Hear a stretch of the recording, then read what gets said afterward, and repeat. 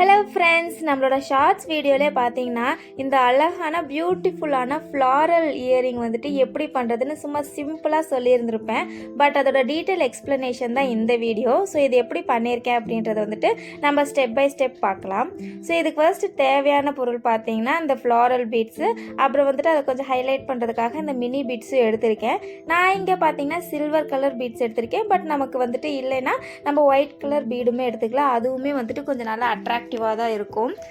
அதுக்கப்புறம் இதை வந்துட்டு எப்படி வந்துட்டு நான் இங்கே இது பண்ணேன்னா, ஃபர்ஸ்ட் நான் வந்துட்டு இதை சரி இது க்ளூ போட்டே ஒட்டலாம் அப்படின்னு தோணுச்சு. பட் க்ளூ போட்டு ஒட்டினா அது எந்த அளவுக்கு வந்துட்டு குவாலிட்டியாக இருக்கும் அப்படின்றது வந்துட்டு எனக்கு கொஞ்சம் ஒரு யோசனையாகவே இருந்துச்சு. ஸோ அதனால தான் அந்த பிளானை ட்ராப் பண்ணிவிட்டு நம்ம வந்துட்டு இந்த பிளாஸ்டிக் கார்ட் வயர்லேயே வச்சு நம்ம முடிச்சு எப்படியாவது இது பண்ணி போட்டுக்கலாம் அப்படின்னு சொல்லிட்டு நான் வந்துட்டு ஹேண்ட்மேட்லேயே இறங்கிட்டேன். ஸோ ஃபர்ஸ்ட் ப்ராசஸ் நம்ம என்ன பண்ணோன்னா, அந்த ஒயர் இருக்கு இல்லையா, அதில் வந்துட்டு இந்த நம்மளோட இந்த லீஃப் ஷேப்பில் இருக்க அந்த பீட்ஸ்லேயே பார்த்தீங்கன்னா மேலே ஹோல் போட்டிருந்தாங்க.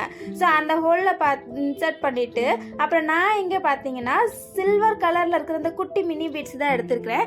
இதுக்கு ஆல்டர்னேட்டிவாக நம்ம ஒயிட் கலர் அந்த மினி பீட்ஸ் இருக்கும் இல்லையா, அதை எடுத்தாலுமே காம்பினேஷன் சூப்பராக இருக்கும். ஸோ அந்த ஒயிட் பீடு இன்சர்ட் பண்ணதுக்கப்புறம் சேம் இன்னொரு சைடில் இருந்து அந்த ஒயரை வந்துட்டு நம்ம அந்த ஃப்ளோரல் பீடில் இருக்கிற அந்த ஹோல்லையே வெளியே எடுத்துட்டோம்னா அது வந்துட்டு அந்த ஒயர் அப்படியே இன்விசிபிளாக மாறிடும். ஸோ சேம் ப்ராசஸை தான் நம்ம வந்துட்டு அடுத்து இருக்கிற நான் இங்கே பார்த்தீங்கன்னா டோட்டலாக 5 லீவ்ஸ் எடுத்திருக்கேன். ஸோ அது வந்துட்டு கொஞ்சம் பார்க்க ஃப்ளார் ஷேப்பில் வரும், சூப்பராக இருக்கும் பார்க்குறதுக்காக. சேம் ப்ரொசீஜரை தான் நம்ம வந்துட்டு அடுத்தடுத்த லீவ்ஸ்லையுமே நம்ம பண்ண போகிறோம். பட் இதில் என்னென்னா ஒவ்வொரு லீஃபையும் வந்துட்டு இந்த ஸ்மால் பீட்ஸ்லாம் எடுத்து பண்ணும்போது அது இன்னும் கொஞ்சம் டைட்டாக அப்படியே நம்ம பின்னிக்கிட்டே வரணும். அப்போ தான் அது ஒன்றோட ஒன்றா வந்துட்டு கொஞ்சம் நல்லா கேப் உழுவாமல் இருக்கும்.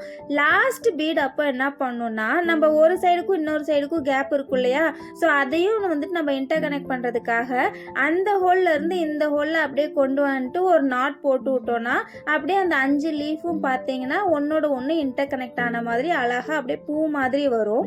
ஸோ அவ்வளோதான். லாஸ்ட்டாக இது என்ன பண்ணோன்னா அப்படியே திருப்பிட்டு பின்னாடி வந்துட்டு 1க்கு 2 முடிச்சா நல்லா டைட்டாக போட்டுட்டு எக்ஸ்ட்ரா வயரை வந்துட்டு கட் பண்ணி விட்டுருவோம். அவ்வளோதான். நம்மளோட ஆல்மோஸ்ட் பார்த்தீங்கன்னா ஒரு 80%க்கான ஒர்க்கு இங்கேயே முடிஞ்சிருச்சு.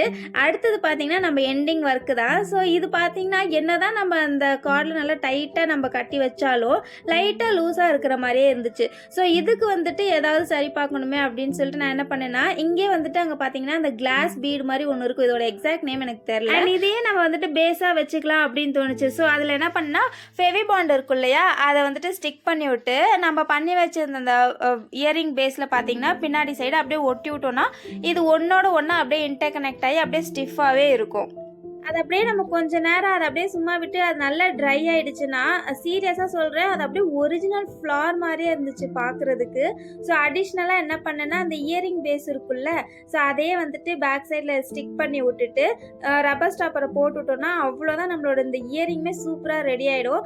இது நல்லா ட்ரை ஆகிடுச்சா இல்லையான்னு செக் பண்ணுறதுக்காக தான் இங்கிட்டும் அங்கிட்டும் வந்துட்டு ட்ரான்ஸ்ஃபர் பண்ணிட்டு இருந்தேன். பட் நல்லா ஸ்டிஃபாகவே ட்ரை ஆகிடுச்சு. ஸோ அவ்வளோதான், அந்த பேஸையும் நான் வச்சுட்டு அவ்வளோதான் நம்ம இயரிங்கும் பண்ணி முடிச்சாச்சு. ஸோ அட்லாஸ்ட் ஃபைனலாக பார்க்கும்போது ஆஹா நம்மளாம் இவ்வளோ அழகாக பண்ணியிருக்கோம் அப்படின்னு சொல்லிட்டு என் கண்ணே பற்றும் போல் அவ்வளோ அழகாக இருந்துச்சு. பார்க்குறதுக்கு தான் ப்ராசஸ் பெரிய ப்ராசஸ் மாதிரி இருக்கும். ஆனால் நம்ம ஒன்று மட்டும் செஞ்சுட்டோன்னா நெக்ஸ்ட்டு இயரிங் பேர் பண்ணுறப்போ அட்டகாசமாக ஈஸியாக பண்ணிடலாம். நான் சரி இதுக்கு ஒரு ஹைலைட்டாக இந்த பீட் வச்சா நல்லா இருக்குமா இல்லையான்னு சும்மா டெஸ்ட் பண்ணி பார்த்தேன். பட் எனக்கு அவ்வளோக்கும் வந்துட்டு போட்டால் அந்த அழகே போயிடுமோன்னு தோணுச்சு.